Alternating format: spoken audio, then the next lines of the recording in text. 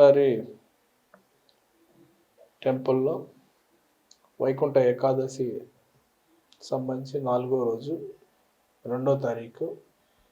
So పూర్తిగా సర్వదర్శనంకి కేటాయించడం జరిగింది. ఈ రోజు నుంచి 8వ తారీఖు దాకా భక్తులు రాత్రి నుంచే చాలా పెద్ద స్థాయిలో వస్తున్నారు. సో ఆల్మోస్ట్ ఇప్పుడు ఆక్టోపస్ దాకా ఉన్నారు. ఇప్పుడే చూసి రావటం జరిగింది. సో అన్నీ కూడా పూర్తి స్థాయిలో అన్ని సేవలు కూడా అన్ని విభాగాలు కూడా పూర్తి స్థాయిలో భక్తుల సేవలో మునిగి ఉన్నాయి. భక్తులు కూడా సమయంను పాటించాలి. పూర్తి స్థాయిలో అధికారులు చెప్పింది క్యూ లైన్స్ ఎంతవరకు ఉన్నాయో అంతవరకు తీసుకోవడం జరుగుతుంది. వాళ్ళు సజెస్ట్ చేసిన విధంగా వాళ్ళు మళ్ళీ ఎప్పుడైతే ఒకవేళ గేట్స్ క్లోజ్ చేస్తే వాళ్ళు కోఆపరేట్ చేయండి. వాళ్ళు ఎప్పుడు చెప్పిన టైంకి మళ్ళీ మీరు అందరు కూడా పిఏసీలకు వెళ్ళి అక్కడ ఉంటే పిఏసీలో మళ్ళీ అనౌన్స్ చేయడం జరుగుతుంది. అప్పుడు వస్తే బాగుంటుంది.